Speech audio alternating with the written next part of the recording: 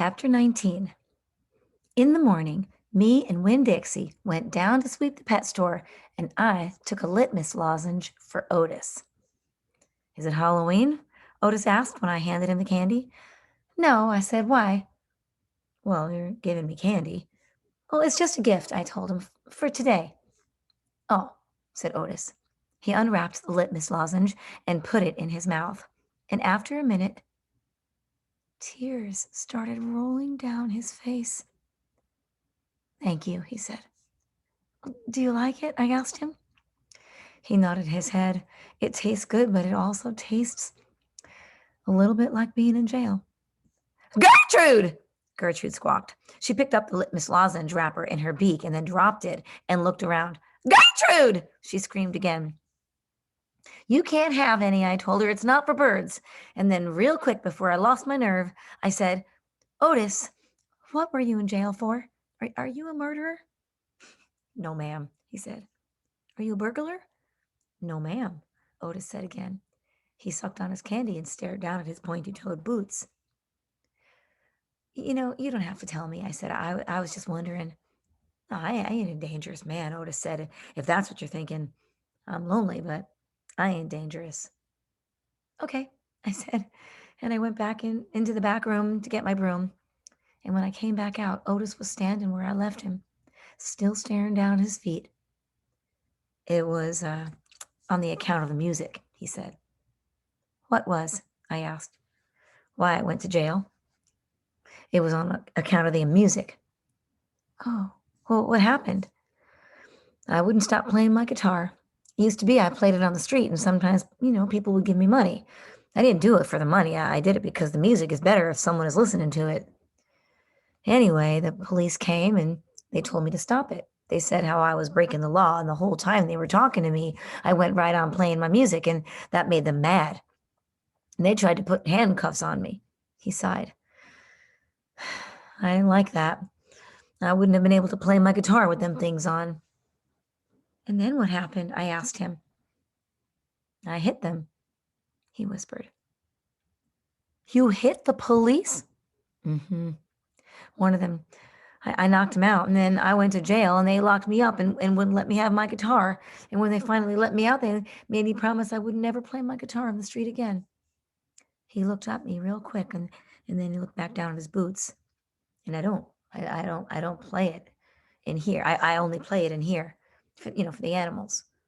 Gertrude, the human Gertrude, she owns this shop, and she gave me this job. And when she read about me in the paper, and she said, it's all right for me to play the music for the animals. You play your music for me and Winn-Dixie and Sweetie Pie, I said. Yeah, he agreed, but you ain't on the street. Thank you for telling me about it, Otis, I said. It's all right, he said. I don't mind. Well, Sweetie Pie came in, and I gave her a litmus lozenge, and she spit it out right away. She said that it tasted bad. She said that it tasted like not having a dog. I swept the floor real slow that day. I wanted to keep Otis company. I didn't want him to be lonely. Oh, God. Oh, sometimes it seemed like everybody in the world was lonely. I thought about my mama. Thinking about her was the same as the hole you keep on feeling with your tongue after you lose a tooth. Time after time, my mind kept going to that empty spot, the spot where I felt like she should be. Chapter 20. Now, when I told Gloria Dove about Otis and how he got arrested, she laughed so hard she had to grab hold of her false teeth so they wouldn't fall out of her mouth.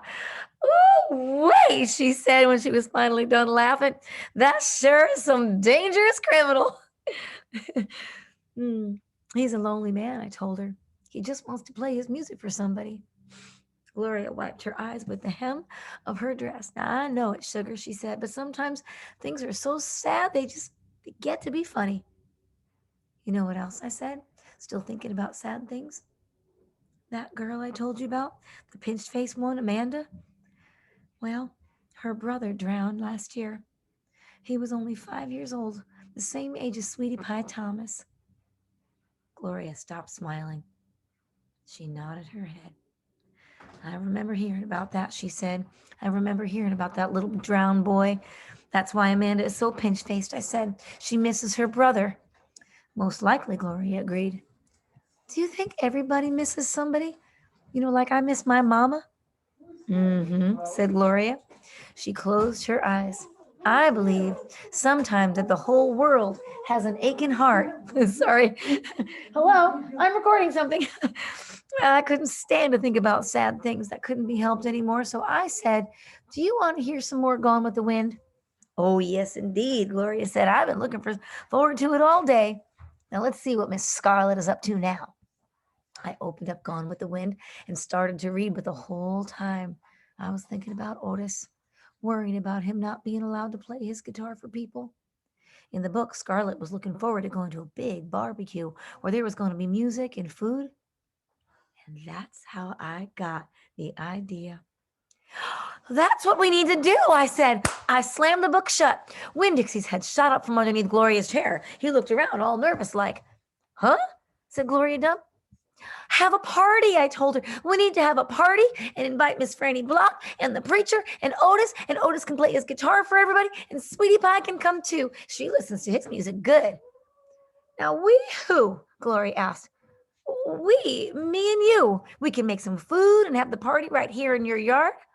Said Gloria Dump. We can make peanut butter sandwiches and cut them up in triangles and make them look all fancy. Lord, said Gloria Dump, I don't know if the whole world likes peanut butter as much as you and me and this dog. Well, okay, then we can make egg salad sandwiches. Adults like those. You know how to make egg salad? No, ma'am, I said. I don't have a mama around to teach me things like that, but I bet you know. I bet you could teach me. Please. Maybe, said Gloria Dump. She put her hand on Winn-Dixie's head and then she smiled at me and I knew she was telling me yes. Thank you, I said. I went over and I hugged her. I squeezed her hard. Winn-Dixie wagged his tail and tried to get in between the two of us. He couldn't stand being left out of anything. It's going to be the best party ever, I told Gloria. You got to make me one promise, though, Gloria said. All right, I told her. You got to invite them Dewberry boys. Dunlap and Stevie? Mm-hmm. Ain't going to be no party unless you invite them. I have to? Yes, said Gloria Dump. You promised me. I promise, I said. I didn't like the idea, but I promised. I started inviting people right away. I asked the preacher first. Daddy, I said. Opal, the preacher said back. Daddy, me and Winn-Dixie and Gloria Dump are having a party. Well, said the preacher, that's nice. You have a good time. Daddy, I'm telling you because you're invited. Oh, said the preacher. He rubbed his nose. I see. Can you come? I asked him. He sighed. I don't see why not, he said. Miss Franny Block took to the idea right away. A party, she said, and she clapped her hands together. Yes, ma'am, I told her. It will be kind of like the barbecue at the 12 Oaks and Gone with the Wind, only it's not going to be as many people, and we're going to serve egg salad sandwiches instead of barbecue. Well, that sounds lovely, Miss Franny said. And then she pointed at the back of the library and she whispered, maybe you should invite Amanda too. Oh, she probably won't want to come. I said, she doesn't like me very much. Well, ask her and see what she says, Miss Franny whispered. So, I can't stand it. I'm going to cry. Sorry. So I walked back to the library and I asked Amanda Wilkinson in my best manners voice to please come to my party. She looked around, all nervous and stuff.